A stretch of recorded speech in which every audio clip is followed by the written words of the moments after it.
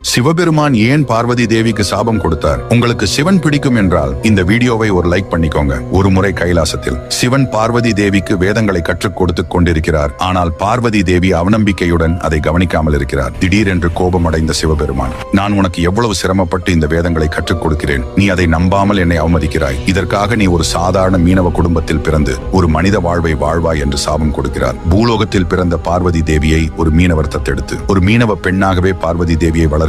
ஆனால் சிவபெருமான் பார்வதி தேவியை நினைத்து கைலாசத்தில் மிகவும் சோகமாக இருக்கிறார். இதை பார்த்த நந்தி பார்வதி தேவியை மீண்டும் கைலாசத்திற்கு அழைத்து வரலாமே என்று கேட்கிறார். அதற்கு சிவபெருமான், பார்வதி ஒரு மீனவனை மணந்தால் மட்டுமே அவளின் சாபத்தில் இருந்து அவளால் விடுபட முடியும் என்றார். இருந்தாலும் சிவபெருமான் துன்பப்படுவதை தாங்க முடியாத நந்தி ஒரு திட்டம் தீட்டி பூலோகத்திற்கு வந்து மிகப்பெரிய திமிங்கலமாக மாறி மீனவர்களின் அனைத்து விதமான படகுகளையும் சேதம் செய்து அவர்களுக்கு தடைகளை ஏற்படுத்தினார். இதை பார்த்த பார்வதி தேவியின் வளர்ப்பு தந்தை, இந்த திமிங்கலத்தை யார் அடக்குகிறார்களோ அவர்களுக்கு என் மகளை திருமணம் செய்து தருகிறேன் என்று கூறுகிறார். நிறைய மீனவர்கள் திமிங்கலத்தை அடக்க முயற்சி செய்கிறார்கள். ஆனால் யாராலும் அந்த திமிங்கலத்தை கட்டுப்படுத்த முடியவில்லை. அப்பொழுது சிவபெருமான் மீனவர் ரூபத்தில் தோன்றி அந்த திமிங்கலத்தை கட்டுப்படுத்துகிறார். பிறகு மனித ரூபத்தில் இருக்கும் சிவபெருமானுக்கும் பார்வதி தேவிக்கும் கல்யாணம் நடந்தது. இதனால் பார்வதி தேவிக்கு சாப விமோசனம் கிடைத்த இருவரும் கைலாசத்திற்கு திரும்பினார்கள்.